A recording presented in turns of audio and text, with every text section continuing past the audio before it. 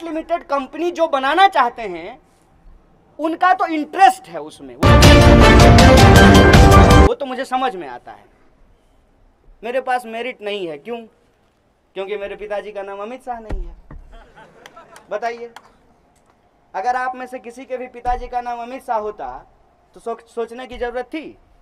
नोटबंदी हुई, देश का सब कंपनी मंदी में चला गया, उसको 16,000 गुना मुनाफा हो गया है। बताइए कैसा मंत्र है। और रहने दीजिए बाकी चीज, सारे पदाधिकारी बीसीसीआई के पीछे खड़े थे और वो बीच में राजकुमार की तरह बैठा हुआ था। बाप ही पूत पड़ापित घोरा, नहीं कुछ हो तो थोरबो थोरा। मोटा भाई को जो है पोस्टर लगाना चाहिए, पूरी दुनिया में कहीं भी बहुमत नहीं होने पे सरकार बनाने के लिए संपर्क करें।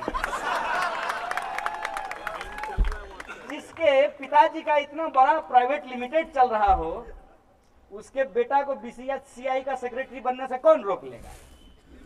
और यहां पे कोई मेरिट को क्वेश्चन नहीं करेंगे। मेरिट कब क्वेश्चन करेंगे?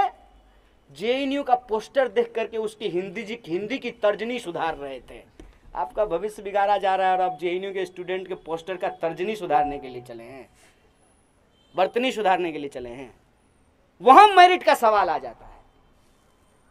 और क्या वहां मेरिट नहीं है? वहां लोग जो है पढ़ रहे हैं, उसमें कोई मेरिट नहीं है।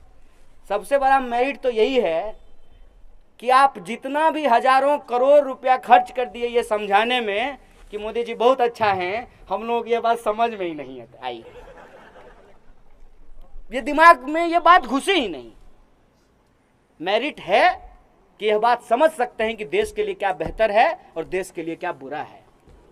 और यह बात इसलिए समझ सकते हैं क्योंकि गरीबी, किसानी, मजदूरी, गांव, खेत, खलिहान, शिक्षा, रोजगार, सड़क, बिजली, पानी, गली, नुक्कड़, चौराहे, संविधान, धर्म, मंदिर, मस्जिद, हिंदू, मुसलमान किताब में नहीं पढ़े हैं, जीवन में जिए हैं। जीवन को इस तरीके से जिए हैं कि मालूम है कि हिंदुस्तान की हकीकत क्या है। हिंदुस्तान की हकीकत यह है कि आप जिस चीज को भी थोड़ा सा खुरेदने का या खरोचने का प्रयास करेंगे, आपको इस देश के भीतर एक गंगा जमुनी तहजीब के बारे में पता चलेगी। मैं बड़ी एक इंटरेस्टिंग बात आपको बताता हूं। इसको मैं इसलिए बोल रहा हूं कि कभी कहा जाता है, जैसा आरफा जी ने भी कहा आपको, कि हिंदू खतरे में है और मुसलमान खतरे में है। मोहम्मद रफी साहब काली जी का भजन गाने का रियाज कर रहे थे, तब उनकी मौत हुई थी।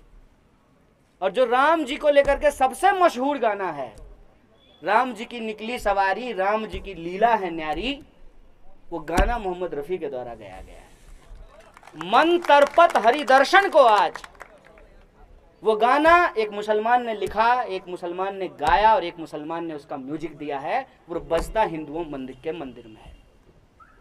जय हिंद का जो नारा है, आरफा जी को गाली देने के लिए वो लोग नीचे लिखते होंगे जय हिंद। जय हिंद का नारा एक मुसलमान का दिया हुआ नारा है। पूर्ण आजादी की मांग करने वाला पहला व्यक्ति मौलाना हसरत मोहानी थे। देश के पहले शिक्षा मंत्री मौलाना अबुल कलाम आजाद थे। ये बात मैं क्यों बोल रहा हूं? यह बात मैं इसलिए बोल रहा हूं कि ये बात सबको बोलने और समझने की जरूरत है। वो समझ भी रहे हैं, बोलने की जरूरत है। मुझे आपकी समझदारी पे बिल्कुल शक नहीं है। कई बार मैं समझता हूं कि आपके जो जीवन के अनुभव हैं वो मेरे अनुभव के सामने बहुत बड़ा है, लेकिन उसको बोलने की जरूरत है। इतना बड़ा पुलवामा अटैक का मामला है, उसका नाम चेक किए हैं? किस धर्म के लोग उसमें नहीं हैं? सभी धर्म के लोग हैं, सभी जाति के लोग हैं, सभी इलाके के लोग हैं। यही तो भारत है। और इस भारत को अगर कोई आपस में जोड़ता है तो हमारा देश का संविधान है। उस संविधान में जो लिखे हुए अल्फाज हैं, जो शब्द हैं, जो मूल्य हैं, जिस पे डॉक्टर साहब सवाल खड़ा कर रहे थे, वो सवाल जायज हैं, लेकिन उन सवालों को लेकर दुख और तकलीफ मनाने से कुछ नहीं होगा। कभी ना कभी ये स्थिति आएगी, कभी ना कभी ये वक्त आएगा कि उस पर नया सवाल खड़ा करना पड़ेगा।